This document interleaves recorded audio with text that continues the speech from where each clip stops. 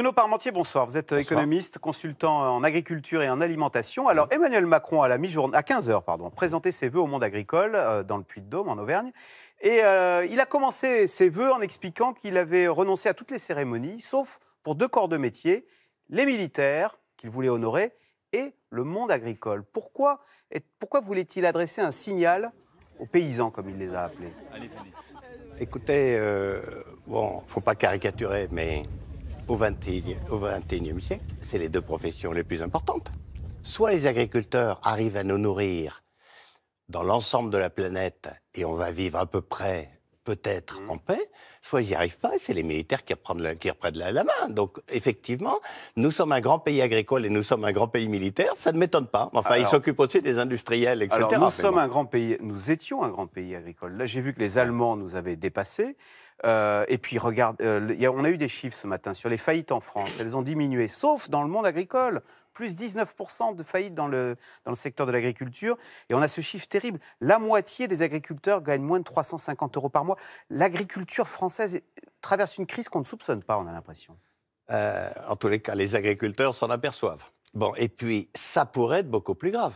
Parce que tous ces agriculteurs qui vivent avec rien du tout, qui n'arrivent pas à rembourser leurs dettes, ils seraient en dette. Donc tout ça est une espèce de cavalerie qui fait que les banques, du jour au lendemain, peuvent dire « bon ben, j'arrête ». Et dans ces cas-là, alors là, vous allez voir les faillites. Ils sont endettés, en plus, considérablement. Alors, Bruno Parmentier, je disais en Allemagne, plus 40% pour la production de porc depuis en 20 ans.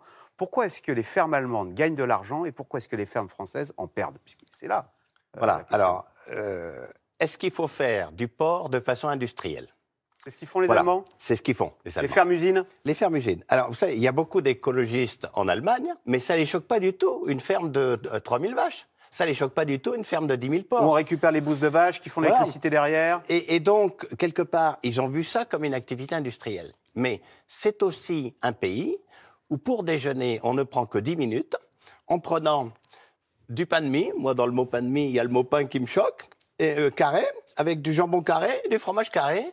On s'en fiche complètement du goût. Et donc, ils veulent une production industrielle qui leur donne du jambon carré pas cher. Bon, donc, nous, on ne sait pas faire ça. Si je vous comprends bien, ce modèle productiviste réussit aux Allemands, mais ce n'est absolument pas un modèle qu'il nous faut importer chez nous. D'ailleurs, le chef de l'État l'a dit, c'est curieux, il l'a dit cet après-midi. Non, mais écoutez, en Europe, il y a les pays latins qui aiment bien manger. Hein, l'Italie, l'Espagne, la Grèce, le Portugal, la France. Et puis, il y a les pays qui mangent des sandwichs au pain de mie à midi. Et qui les fabriquent de façon industrielle. Et donc, effectivement, c'est une relation à l'alimentation complètement différente. Le problème, c'est qu'on ne peut pas se refermer sur nous-mêmes. Même si on perd des parts de marché à l'export, nous sommes massivement un pays exportateur de produits agricoles. On ne peut pas se fermer. Alors, Emmanuel Macron a dit cet après-midi, nous ne nous en sortirons pas en important ce modèle productiviste, mais nous nous en sortirons par la qualité et la différenciation. Est-ce que, Bruno Parmentier, ce ne sont pas des mots, ça? Parce que le consommateur, quand il va en grande surface, il veut acheter le poulet pas cher et il veut acheter une brique de lait pas chère. Mais écoutez, c'est pas si vrai. Ah bon? Parce qu'il y a poulet et poulet. De même qu'il y a vin et vin. Tiens, dans les années 50, on ne mangeait que 40 kilos de viande, mais on buvait 140 litres de vin. Et du vin de table. Voilà, mais du grand rouge qui tâche, quoi, qu'on vendait au litre. Bon, et puis le vin est passé moins à la mode. Maintenant, c'est plus 140 litres, c'est 40 litres. On a divisé par 3 notre consommation de vin. Est-ce qu'il y a encore des viticulteurs? Ben oui. Ils ont dit, t'en veux moins, ce sera que du bon, que du cher. Au lieu de te le vendre par litre, je vais te le vendre par 75 centilitres. Et puis, au lieu de te le vendre 80 centimes, 2 francs le litre, je vais commencer à 4 € les 75 centilitres. Mais enfin, 4 €, c'est pas terrible, tu devrais prendre 8 €. Eh ben, il y a encore des viticulteurs. Alors, dans la viande et le lait... Attendez, si je vous ai bien compris, en fait, c'est ce modèle où plutôt que de se battre sur la quantité, on va monter en gamme, faire du champagne et des grands Bordeaux, et ça, on pourra imposer le prix. Et ça, on sait faire. Parce que il va se passer dans la viande et le lait, dans les produits animaux, exactement le même phénomène que dans le vin. Au XXe siècle, on a aligné notre consommation sur le millésime. Dans les années 20, c'était 20 kilos de viande et à peu près autant de lait. Dans les années 50, 50. Dans les années 80, 80. Et au tournant du siècle, 100 kilos de viande, 100 kilos de lait. Seuls les naïfs pouvaient penser que ça allait continuer, qu'on allait passer à 200 puis à 300 kilos. Et donc, ça y est, la consommation commence à baisser parce que ces produits sont moins à la mode. Hein, au début, on voulait gagner son beefsteak. Ensuite, on a mis du beurre dans les épinards. Puis maintenant, on voulait manger comme le patron. Les patrons des GAFA, des Google, ils sont tous végétariens. Donc bon, voilà. Du coup, entre ceux qui ont peur de l'artériosclérose et du cancer, ceux qui aiment pas la violence envers les animaux, etc., ça baisse. Bon. Et dans ces cas-là, continuer à dire on va produire de plus en plus alors que le produit est périssable, c'est de la folie.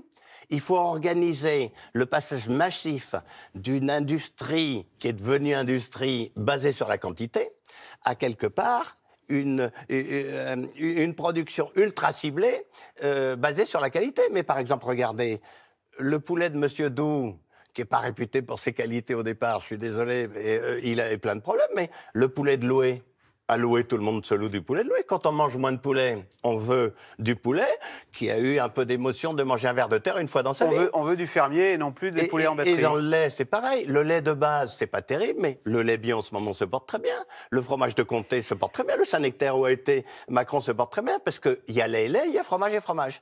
Et donc, ça doit être la même mutation qu'il faut organiser, ce qui n'est pas simple. Voilà, il faut passer de la quantité à la qualité. C'était lumineux, votre démonstration. Et justement, elle s'inscrit tout à fait dans la démarche du nouveau patron de Carrefour, Alexandre Bompard, on va l'écouter, qui a expliqué hier que pour s'en sortir, Carrefour devait effectuer ce tournant que vous venez très bien d'expliquer, passer de la quantité à la qualité, faire le grand tournant du bio. On écoute le patron de Carrefour. Moi, l'ambition que j'ai, c'est de ne pas réserver le bio aux citadins aisés. L'ambition de Carrefour, c'est que la qualité alimentaire, elle s'exprime pour tous. Et ça passe par des actions très concrètes. On a annoncé 5 milliards d'euros de chiffre d'affaires d'objectifs sur le bio en 2022. On a annoncé il y a quelques semaines que les semences paysannes qui sont interdites venaient dans nos magasins. On a annoncé il y a quelques semaines que les œufs issus de poules élevées en cage disparaîtraient de notre enseigne. Alors, est-ce que les agriculteurs ont bien compris ce que vous venez de nous expliquer? Parce qu'on a l'impression, eux, qu'ils sont restés dans un modèle productiviste et très accrochés à leurs pesticides, à leur glyphosate. Alors, j'ai déjà dit, dans les produits animaux qui sont périssables, il faut organiser moins, mieux. Ouais. Dans les produits végétaux, le défi est un peu différent. Il y a absolument besoin de végétaux. Bon, on est un grand pays, par exemple, producteur de céréales. Il y a absolument besoin de céréales dans le monde. C'est un produit qui se garde, qui peut voyager, etc., etc. Mais là, le problème, il est de changer totalement la production agricole. On est les champions du monde, on va dire, pour produire. On produit 8 tonnes de blé à l'hectare, 10 tonnes de maïs sur des terres où il n'y a que des cailloux. Il n'y a que nous qui savons faire ça. Vous savez, aux États-Unis, 4 tonnes de blé, trop ça bien. Mais alors, avec énormément d'engrais et de pesticides. Ouais. Bon, donc on a une agriculture chimiquement intensive. Ouais. Et là, on arrive au bout de ce modèle. Ouais. Les rendements mondiaux des céréales qui avaient massivement augmenté, y compris et surtout en France dans les années 60, 70, 80, n'arrivent plus à augmenter. Et puis, puisqu'on va parler inondations, dès qu'il y a des inondations, ça pourrit, dès qu'il y a des sécheresses, ça va pas. Et donc, il faut passer d'une agriculture chimiquement intensive à une agriculture écologiquement intensive. Oui. Et ça, c'est un changement absolument total. Et donc, dans l'affaire du glyphosate, on a cru qu'il suffisait de retirer un élément d'un système pour que ça change. Mais cet élément, il est indispensable quand on se met dans ce système. Parce que le remplacement du glyphosate, c'est pas un autre produit chimique, c'est des plantes de service. C'est-à-dire des plantes qu'on va choisir, qui vont pousser, qui vont faire de l'ombre, empêcher les autres mauvaises herbes de pousser, et puis qui vont avoir le bon goût de geler l'hiver, et qui donc vont servir d'une part d'herbicides et d'autre part d'engrais. Mais tout ça, c'est très aléatoire. C'est beaucoup plus compliqué. Et on passe d'une agriculture, quelque part, très intensive en capital et en chimie, à une agriculture très intellectuelle. Et donc, l'idée du glyphosate, c'était pas tellement de dire dans 5 ans, ou dans 3 ans, ou dans 10 ans. C'était de changer de modèle. Tu as droit à 4 jokers. D'accord. Tu changes complètement. L'année où tu t'es planté, parce qu'au début, tu vas, etc., tu as droit à un joker. Puis au 4e joker, c'est terminé. Tu n'avais qu'à te débrouiller dans les 5 ou 6 dernières années pour trouver d'autres manières. Bien, c'était passionnant, Bruno Parmentier. Merci beaucoup, donc consultant en agriculture. Vous restez avec nous, vous l'avez annoncé tout de suite. C'est dans l'air, Caroline Roux qui revient sur cette pluie incessante depuis un mois et qui est en train de provoquer une montée des eaux alarmante en région parisienne où l'on pourrait dépasser le niveau des crues de 2016. C'est dans l'air est intitulé ce soir « Inondation 2016-2018 et après ».